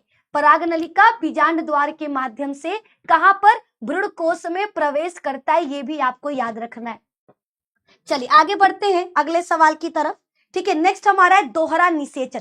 ठीक है, जितने भी आवृत बीजी पादप है, जितने भी आवृत बीजी पादप है, यानी ऐसे पौधे जिनका बीज फल के अंदर पाया जाता है, बीज के चारों तरफ आवरण पाया जाता है, उनको आवृत बीजी पादप कहते हैं। जितने भी आवृत बीजी पौधे होते हैं उनमें 2 बार निषेचन होता है। ठीक है, याद रखना, हमारा जो परागकण है ना, परागकण के अंदर 2 नर युग्मक पाए जाते हैं। कितने, 2 नर युग्मक पाए जाते हैं। जब हमारा परागकण पराग नलिका बना करके दोनों परागकणों को कहां पर, भ्रूणकोश के अंदर छोड़ देता है, तो एक नर युग्मक क्या करता है, मादा युग्मक के साथ निषेचन करता है और दूसरा नर युग्मक ध्रुवीय कोशिका के साथ निषेचन करता है। जो मादा के साथ निषेचन करेगा वो भ्रूण बनाएगा, वो क्या बनाएगा, याद रखना, जो मादा के साथ निषेचन करेगा वो भ्रूण बनाएगा और जो ध्रुवीय कोशिका के साथ निषेचन करेगा, जो ध्रुवीय कोशिका के साथ निषेचन करेगा वो भ्रूणपोष बनाएगा। वो क्या बनाएगा, भ्रूणपोष बनाएगा। ठीक है, तो याद रखना, जितने भी आवृत बीजी पादप होते हैं उनमें 2 बार निषेचन होता है, उनमें 2 बार निषेचन होता है। पहली बार निषेचन नर और मादा युग्मक के बीच होता है, जिसके फलस्वरूप एक द्विगुणित संरचना का निर्माण होगा जिसे युग्मनज कहा जाता है। जबकि दूसरा नर युग्मक ध्रुवीय केंद्रकों के साथ निषेचन करके क्या बनाएगा, भ्रूणपोष का निर्माण करेगा। अतः आवृत बीजी पादपों में 2 बार निषेचन होता है, इसीलिए इसको दोहरा निषेचन कहते हैं। दोहरा निषेचन का खोज किसने किया था, नवास्चिन ने। दोहरा निषेचन का खोज किसने किया था, तो याद रखना, नवास्चिन ने बताया था कि जितने भी आवृत बीजी पादप होते हैं उनमें 2 बार निषेचन होता है, उनमें 2 बार निषेचन होता है। बोलो क्लियर है, क्लियर बताओ फटाफट, एक बार लाइक कर दीजिए। तो बच्चा जिसको जिसको क्लासेस पसंद आ रहा है, जिसको जिसको क्लासेस पसंद आ रहा है, प्लीज एक बार लाइक का बटन दबा दो, फिर हम आगे की तरफ बढ़ेंगे, है ना। एक बार लाइक कर दीजिए, देन हम आगे की तरफ बढ़ेंगे। आपका अगला नेक्स्ट बच्चा टॉपिक देखने वाले हैं। ठीक है, अब आइए भ्रूणपोष के बारे में। तो देखो, भ्रूणपोष का निर्माण हमने कहा पहले ही कि हमारे परागकण के अंदर 2 नर युग्मक पाया जाता है। परागण की क्रिया के दौरान दोनों नर युग्मक पराग नलिका के द्वारा मादा भाग अंडाशय तक पहुंचते हैं, जहां पर भ्रूणकोश में जाकर के वो निषेचन की क्रिया करते हैं। ठीक है, एक नर युग्मक मादा युग्मक के साथ निषेचन करके भ्रूण बनाता है, वहीं पर दूसरा नर युग्मक हमारे द्वितीय केंद्रक के साथ निषेचन करके एक त्रिगुणित संरचना का निर्माण करता है, जिसे भ्रूणपोष कहते हैं। इसका मुख्य कार्य क्या होता है, विकसित हो रहे भ्रूण को पोषण देना। ठीक है, भ्रूणपोष हमारे 3 प्रकार के होते हैं, कोशिकीय भ्रूणपोष, केंद्रकीय भ्रूणपोष और हेलोबियल भ्रूणपोष। ठीक है, नारियल का जो पानी होता है ना, वो आपके केंद्रकीय भ्रूणपोष का एग्जाम्पल होता है। ठीक है, ऐसे पौधे जिनके बीज में भ्रूणपोष पाया जाता है उनको भ्रूणपोषी बीज कहते हैं, और ऐसे पौधे जिनमें भ्रूणपोष नहीं पाया जाता उन्हें अभ्रूणपोषी कहा जाता है, उन्हें अभ्रूणपोषी कहा जाता है। 2 चीजें याद रखना, ऐसा बीज जिसमें भ्रूणपोष होगा उन्हें क्या कहते हैं, भ्रूणपोषी, और ऐसा बीज जिसमें भ्रूणपोष नहीं होगा उन्हें कहते हैं अभ्रूणपोषी, उन्हें कहते हैं अभ्रूणपोषी। एग्जाम्पल याद रखना, ऐसे पौधे जिसमें क्या होगा, भ्रूणपोष नहीं होगा, तो उसका एग्जाम्पल है मटर और मूंगफली। जिसमें होगा उसका एग्जाम्पल है अरंडी और मक्का। अरंडी और मक्का, ठीक है, ये सभी को याद रखना है। भ्रूणपोष समझ में आया? भ्रूणपोष क्या है बच्चा? तो याद रखना, भ्रूणपोष जितने भी आवृत बीजी पादप है, आवृत बीजी पादपों में 2 बार निषेचन होता है। आवृत बीजी पादपों में दोहरा निषेचन होता है, दोहरा निषेचन होता है ना, पहली चीज। दूसरा याद रखना, ठीक है, इनमें नर युग्मक किससे? ध्रुवीय कोशिका के साथ निषेचन करके क्या बनाता है? भ्रूणपोष का निर्माण करेगा। नर युग्मक ध्रुवीय कोशिका के साथ निषेचन करके क्या बनाता है? भ्रूणपोष बनाता है। जबकि वहीं पर भ्रूणपोष कैसा संरचना? त्रिगुणित। भ्रूणपोष कैसा होता है? त्रिगुणित होता है। भ्रूणपोष कैसा होता है? त्रिगुणित होता है। इसका मुख्य काम क्या होता है? भ्रूण को पोषण देना, भ्रूण को पोषण देना, है ना, पोषण देना। भ्रूण हमारे मुख्यतः 3 प्रकार के होते हैं। भ्रूणपोष मुख्यतः 3 प्रकार के होते हैं। कौन कौन सा? पहला होता है केंद्रकीय भ्रूणपोष, केंद्रकीय भ्रूणपोष। दूसरा होता है कोशिकीय भ्रूणपोष, कोशिकीय भ्रूणपोष। और तीसरा होता है हेलोबियल भ्रूणपोष, है ना, हेलोबियल भ्रूणपोष। ये सभी को याद रखना, ठीक है। भ्रूणपोष आवृत बीजी पादपों में 2 बार निषेचन होता है। नर युग्मक और ध्रुवीय कोशिका मिलकर के भ्रूणपोष बनाते हैं। भ्रूणपोष एक त्रिगुणित संरचना है। इसका मुख्य काम होता है भ्रूण को पोषण देना। भ्रूणपोष 3 प्रकार का होता है, केंद्रकीय, कोशिकीय और हेलोबियल। एक और चीज याद रखना, ठीक है, ऐसे बीज जिसमें पूरा भ्रूणपोष खत्म हो चुका, ठीक है, ऐसा बीज जिसमें थोड़ा बहुत भी भ्रूणपोष नहीं है, उनको कहते हैं अभ्रूणपोषी, अभ्रूणपोषी। और दूसरा ऐसा बीज जिनमें भ्रूणपोष है, ठीक है, याद रखना, जिनमें भ्रूणपोष नहीं है उनको अभ्रूणपोषी कहेंगे, जिनमें भ्रूणपोष होता है उनको भ्रूणपोषी बीज कहते हैं, उनको भ्रूणपोषी बीज कहते हैं। ये आपको याद रखना है। चलिए बढ़ते हैं अगले सवाल पर।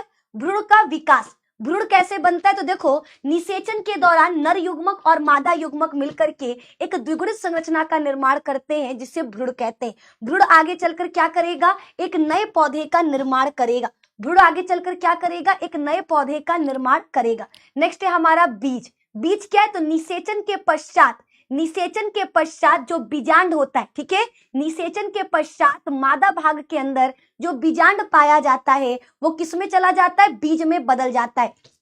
बीज के चारों तरफ के आवरण को बीजावरण कहते हैं, बीज के पत्र को बीज पत्र कहते हैं, और बीज के अंदर हमारा भ्रूण पाया जाता है। बीज प्रसुप्ति क्या है? तो बीज प्रसुप्ति की अवस्था में जा सकते हैं, जिससे वे केवल प्रतिकूल परिस्थितियों में जीवित रहेंगे, ठीक है। बीज का निर्जलीकरण और प्रसुप्ति उनके भंडारण के लिए आवश्यक है। यानी बीज देखियो, बीज को जब तक पानी नहीं दोगे वो आराम से पड़ा रहेगा, जब उसको पानी प्रकाश मिलता है तो वो क्या होता है? एक नए पौधे में बदल जाता है।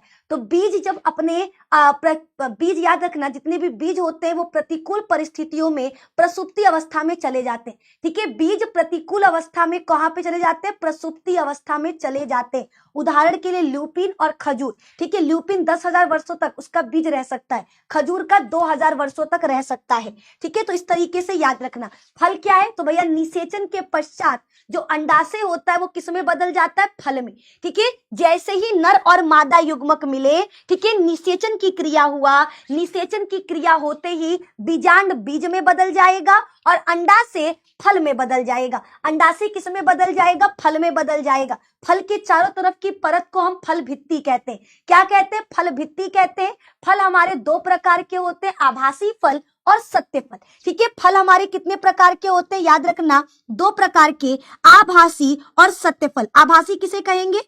आभासी किसे कहेंगे बच्चा? ऐसा फल जिसका निर्माण अंडाशय से होता है, ठीक है। ऐसे फल जिनका निर्माण निषेचन के पश्चात अंडाशय से होता है, हम उन्हें क्या कहते हैं? सत्य फल कहते हैं। और वहीं पर ऐसा फल जिसका निर्माण अंडाशय से न होकर पुष्प के अन्य भागों से होता है, हम उन्हें आभासी फल कहते हैं। आभासी फल का एग्जाम्पल है सेब, स्ट्रॉबेरी, काजू।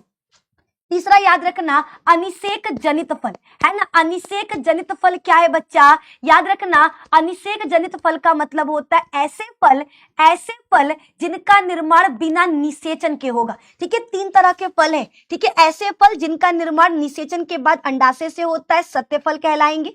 ऐसे फल जिनका निर्माण बिना निषेचन के होता है, आभासी फल कहलाएंगे। ऐसे फल जिनका निर्माण बिना निषेचन के होता है, अनिषेक जनित फल कहलाएंगे। एग्जाम्पल में केला और अंगूर, केला और अंगूर। ठीक है, अनिषेक जनन का मतलब क्या होता है, बिना निषेचन के जीव का बनना। ठीक है, बिना निषेचन के जीव का बनना अनिषेक जनन कहलाता। और असंग जनन क्या है, यहाँ पे असंग जनन करो। असंग जनन का मतलब होता है बिना निषेचन के बीज का बनना।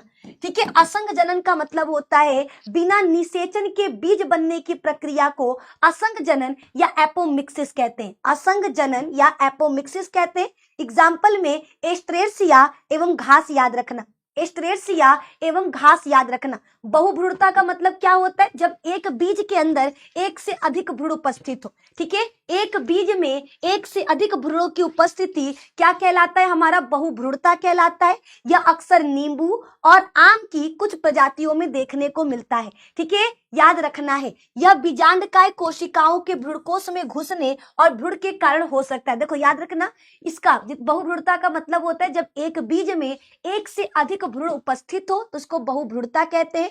बहुभ्रूणता की खोज लुवेन हुक ने किया था। ठीक है, लुवेन हुक ने किया था, ये आपको याद रखना है। बहुभ्रूणता की खोज किसने किया था, लुवेन हुक ने किया था।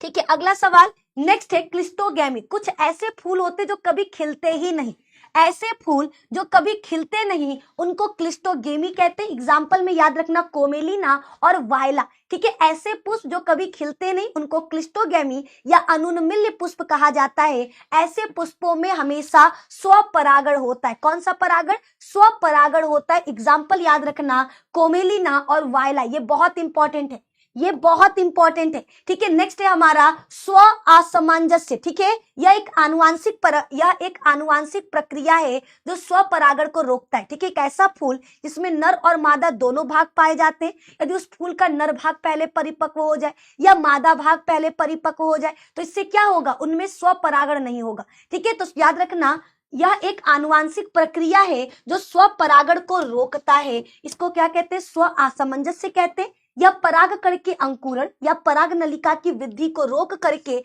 निषेचन को बाधित करता है। ठीक है, इसमें क्या होगा, सिंपल सा स्व असामंजस्य का मतलब है स्वपरागण को रोकने वाली विधियां। ठीक है, स्वपरागण को रोकने वाली विधियां ताकि उनमें स्वपरागण न हो सके।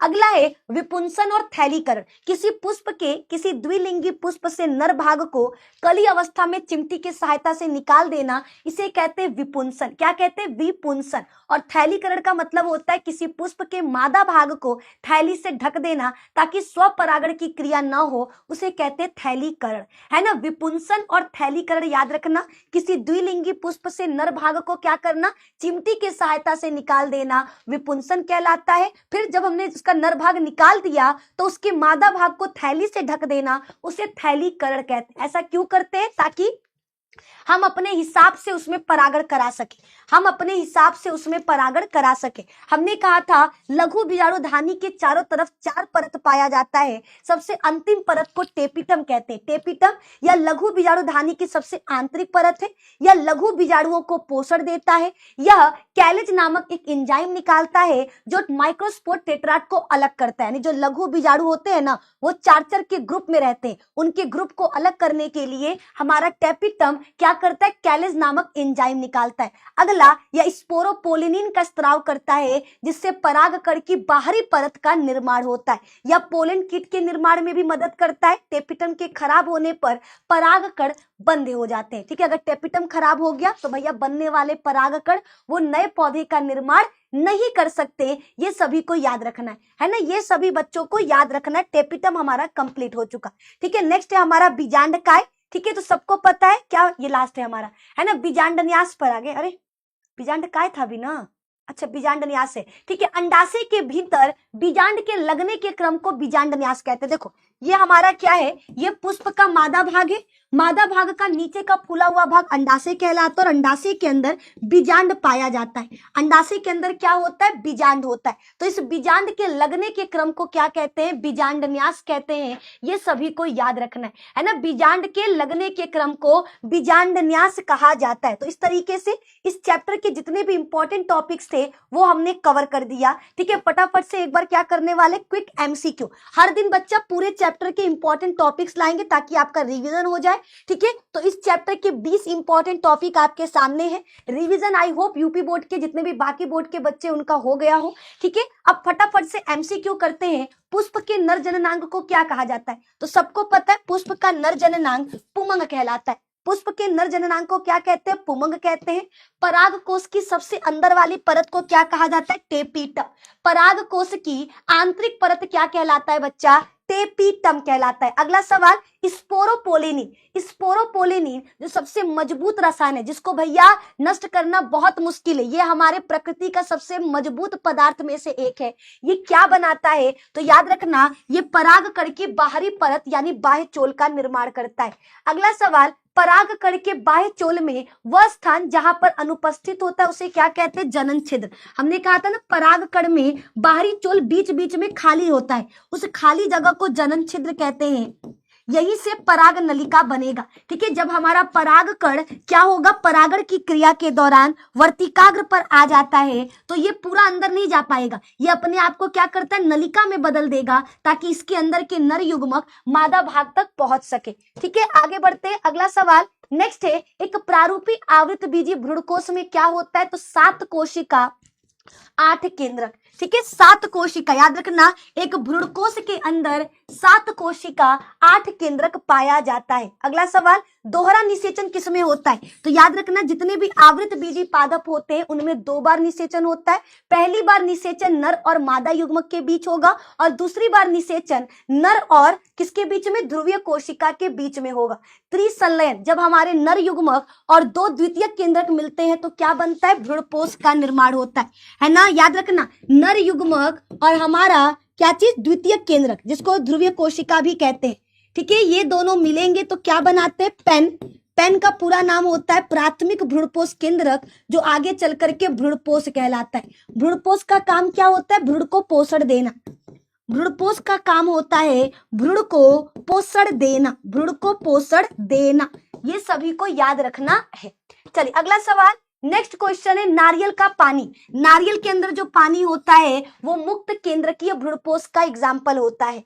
अगला नेक्स्ट क्वेश्चन आ चुका, इनमें से कौन सा आभासी फल है, सेब। याद रखना आभासी फल किसको कहते हैं, ऐसे फल जिनका निर्माण अंडाशय से नहीं होता, ऐसे फल जो अंडाशय से नहीं बनते, जो अंडाशय से नहीं बनते, हम उनको क्या कहते हैं, आभासी फल कहते हैं। आभासी फल कहते हैं। बिना निषेचन के फल बनने की प्रक्रिया को क्या कहा जाता है, अनिषेक फलन कहा जाता है। अनिषेक फलन कहा जाता है। बीजांड का वह स्थान जो बीजांड वृंत से जुड़ता है उसे नाभिका यानी हाइलम कहते हैं। नाभिका यानी हाइलम कहते हैं। क्लिस्टोगेमस, याद रखना क्लिस्टोगेमस मतलब ऐसे फूल जो कभी खिलते नहीं, उनमें हमेशा क्या होगा, स्वपरागण होगा। उनमें हमेशा क्या होगा, स्वपरागण होगा। जितने भी वायु परागण करने वाले पुष्प होते हैं वो छोटे होते हैं और चिपचिपा रहित होते हैं। ठीक है, वो छोटे और चिपचिपा रहित होते हैं। ठीक है, एक बीजपत्री बीज में बीज पत्र को क्या कहा जाता है, स्कूटेलम कहा जाता है। स्कूटेलम कहा जाता है। असंग जनन का मतलब होता है बिना निषेचन के बीज का बनना। बिना निषेचन के बीज का बनना क्या कहलाता है, असंग जनन कहलाता है। और भी एमसीक्यू क्वेश्चन है जो आप लोगों को हम पीडीएफ दे देंगे, घर पे जाकर के आप लोग करोगे, है ना। घर पे जाकर के बच्चा आप इनको करोगे। पीडीएफ आप सभी को पता है निधि मैम साइंस चैनल पर मिलेगा, है ना। निधि मैम साइंस चैनल पर आपको पीडीएफ मिल जाएगा। तो सभी लोग जा करके पीडीएफ ले करके पढ़ाई स्टार्ट करें। रोज इसी तरीके से एक चैप्टर के सारे इंपॉर्टेंट टॉपिक्स का रिवीजन कराएंगे, उसके कुछ एमसीक्यू क्वेश्चंस करवाएंगे ताकि आप एग्जाम में आने वाला सब्जेक्टिव भी कर लो, आपका कॉन्सेप्ट भी क्लियर हो जाए। और अगर कॉन्सेप्ट क्लियर होगा तो आप इसके एमसीक्यू भी कर लोगे। तो घर पर अभी देखो जितने भी पीडीएफ देंगे तुरंत पीडीएफ लेना, एमसीक्यू क्वेश्चंस को सॉल्व करना, देखो क्या आपको एमसीक्यू क्वेश्चंस आ रहे हैं या नहीं आ रहा। ठीक है, और इसी तरीके से हम क्या करने वाले, सारे चैप्टर को कंप्लीट करने वाले। क्लियर है। बोलो फटाफट से बच्चा, जितने भी लोग देख रहे हैं, क्या यहाँ तक आपको मेरा बात समझ में आ रहा है? हाँ जी मैम, हाँ जी मैम, बहुत बढ़िया। तो जल्दी जल्दी आज का सेशन अपने दोस्तों मित्रों सबके साथ शेयर कर देना, सबको बुला लेना, ठीक है। जो लोग अभी तक लाइक नहीं किए प्लीज लाइक कर लीजिए, ठीक है। जितने भी हमारे 12th के नए बैच के बच्चे हैं वो लोग भी बच्चा अब पढ़ाई स्टार्ट करो, है ना। वो लोग भी बच्चा अब क्या करना है, पढ़ाई स्टार्ट करना है। क्लियर? जी मैम। ओके, तो आज के लिए सिर्फ इतना ही, मिलते हैं आपसे कल। तब तक अपना ख्याल रखो, मस्त रहो, निधि मैम की क्लासेस में आते रहो। वीडियो पसंद आए तो लाइक शेयर, एंड चैनल पे नए तो चैनल को सब्सक्राइब कर ले। अपने माता पिता को मेरा प्रणाम कहिएगा, उनको कहना उनकी बेटी बहुत मेहनत कर रही, उस पर अपना आशीर्वाद बनाए रखे। जय हिंद, जय भारत। कल के लिए तैयार है ना? कल चैप्टर 3 का लेकर आ रहे, है ना। बाय।